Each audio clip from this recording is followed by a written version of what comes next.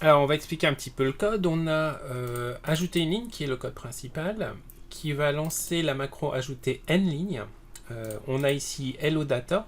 Alors, hello data, c'est une fonction qui est ici et qui va donc retourner un list object. Alors, un list object, c'est quoi? C'est le tableau qu'on a ici. Donc, un tableau que vous créez comme ceci, avec accueil, mettre sous forme de tableau, et bien en fait, vous créez un objet tableau qui est un objet list object dans VBA. Ici, on va lui dire que les données se trouvent sur la feuille active. Donc ça c'est très bien si vous utilisez un bouton qui se trouve sur la même feuille. Et on va aller chercher le tableau numéro 1. Donc s'il y avait plusieurs tableaux, par contre, il faudra ajuster le code pour aller chercher le tableau numéro 2 ou autre, ou alors nommer le tableau. Vous pouvez aussi utiliser un code qui ressemble à ceci. On va avoir WKS data qui va être le nom de la feuille en VBA. Donc si vous allez sur la feuille qui se trouve à gauche ici, vous voyez que le nom, qui est le nom, le code name, en fait c'est le nom VBA, a été renommé en WKS data. Le nom de la feuille dans Excel qui est donné, on le retrouve ici, c'est celui-là. Voilà. Donc on retrouve le nom de la feuille, et ensuite on va aller chercher le list object tdata. Tdata, c'est le nom que j'ai donné au tableau ici, comme vous le voyez. Donc deux méthodes pour aller chercher. L'Active Sheet List Object est plus intéressant dans le sens où il va être universel, donc vous pourriez utiliser le code n'importe où. Donc là, je récupère le List Object qui correspond au tableau. Je lui indique ici bien le nombre de lignes qu'on veut rajouter. Et ensuite, je lui indique la colonne qui contient la clé. Parfait. On va donc regarder un petit peu le code qui est ici. Donc ça, c'est le code qui va ajouter les informations. Alors, on retrouve Lmax qui est le nombre de lignes maximum et nb start as long. Alors, on va voir comment on utilise ça. D'abord, on va tester est-ce que le tableau est vide ou pas. Et si le tableau est vide, on est obligé de faire ici hello table, donc list row add une. Donc on ajoute une ligne à la suite. Et ensuite, on va lui dire de redimensionner le tableau en fonction du nombre de lignes qui existent. Donc en l'occurrence ici, ça va être une, plus le nombre de lignes qu'on a récupéré ici, moins une, puisqu'on ne veut pas récupérer la première ligne. Donc on aurait pu être beaucoup plus simple sur ce code-là, mais c'est pour garder une structure générale. Ensuite, on va redimensionner le tableau. On ne va pas changer le nombre de lignes, mais on va le redimensionner avec une colonne. Et qu'on va décaler vers la droite pour aller chercher le numéro de code qui nous intéresse.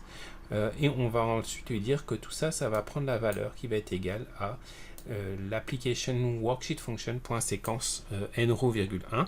À la place de ça, on aurait pu aussi utiliser la fonction séquence qui est ici. Je vais le mettre aussi ici. Alors, la fonction séquence. La fonction séquence, c'est une fonction que j'ai créée ici. Alors, ça marche uniquement en Excel 365, qui a cette nouvelle fonctionnalité qui s'appelle séquence. Cette fonction est extrêmement pratique. Si vous avez 365, je vous recommande de l'étudier. Sinon, on peut la générer à la main ici. Donc, ça va ressembler à ceci. nrow, virgule 1, virgule. Et là, on va lui dire d'aller chercher, comme il démarre en 1, on le fait démarrer en 1, virgule, et le step, ça va être 1 ici. Voilà. Donc, on va tester si ça fonctionne bien. Si je supprime, par exemple, l'ensemble des lignes, CTRL-, j'ai un tableau qui est vide, j'ajoute une ligne, parfait, j'en ajoute 5, impeccable, je supprime tout, j'ajoute 5 lignes en une seule fois, j'ai bien mes 5 lignes qui ont été ajoutées. Voilà. Donc les deux fonctions sont équivalentes, l'une fonctionne en 365, l'autre fonctionne quelle que soit la version d'Excel. Évidemment, vous pouvez toujours reprendre le code qui est là, mais c'est beaucoup plus facile de maintenir du code si vous avez juste une fonction comme celle-ci. J'ai pas fait les tests, a priori la fonction séquence comme elle est codée en dur dans Excel est certainement plus rapide, mais ce serait quelque chose à tester. L'autre chose qu'on veut voir, c'est bien si la table n'est pas vide, donc on est dans ce cas ici, j'ai rentré des données. Dans ce cas-là, je veux recopier, je vais ajouter une nouvelle ligne à la suite. Donc si je clique sur 1, la ligne va s'ajouter à la suite. Comment je fais ça? J'ai besoin de la ligne où je vais démarrer, donc il va compter le nombre de lignes qui se trouvent dans Data Body Range. Data Body Range correspond à tout ceci, donc c'est l'ensemble des données du corps de la table, donc on ne prend pas en compte les valeurs des titres, des en-têtes.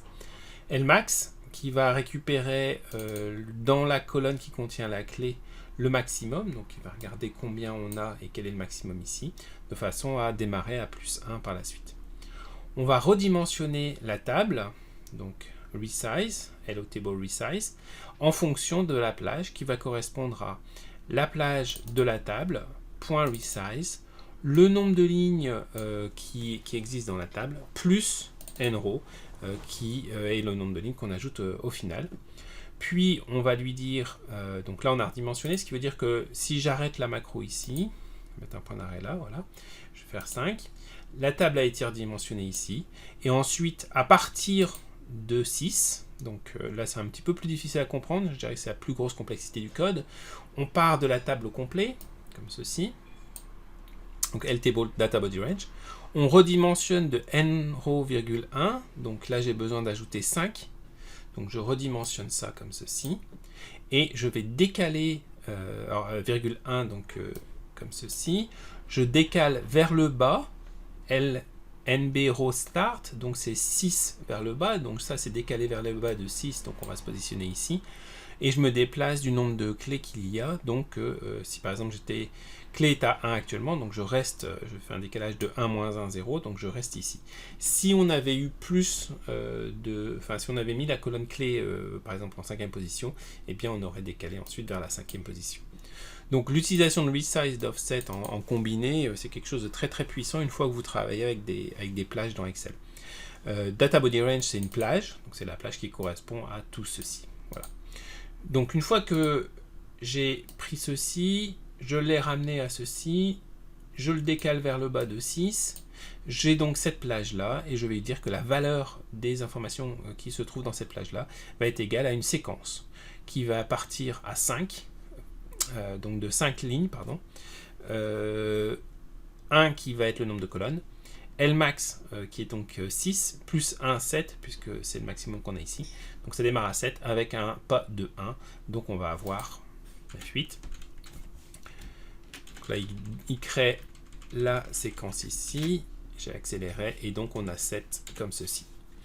Dernière chose, on revient sur GoTo, dernière ligne du tableau, donc je vais lancer ceci, on va ici se positionner sur la dernière ligne. Alors pour cela, eh bien, on va chercher quelle sera cette dernière ligne, donc la dernière ligne en l'occurrence c'est 11, alors 11 c'est la valeur de la dernière ligne, qui est celle-ci, R c'est une range, donc réellement si je regarde ce qui se passe, ajouter un espion, point adresse pour récupérer l'adresse de R-Lacelle. R-Lacelle c'est une plage, ça nous renvoie à 12, donc on est en A12.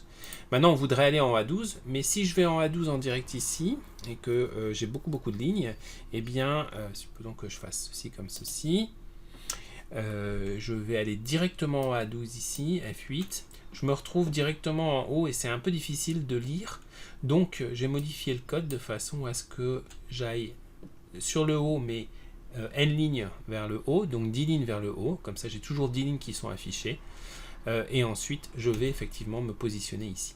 Donc ça permet de remonter et de redescendre en fait, en quelque sorte. Voilà, je pense que ça fait le tour de l'ensemble du code qu'on a là. J'espère que c'est un code qui vous sera utile. Encore une fois, je vous encourage à vous inscrire à ma formation pour avoir accès au replay de la formation au total et aussi à du code qui va permettre de faire le reste des utilisations classiques d'un tableau, à savoir supprimer des lignes, les dupliquer, etc., etc. Voilà, je vous remercie pour votre attention. À très bientôt. Au revoir.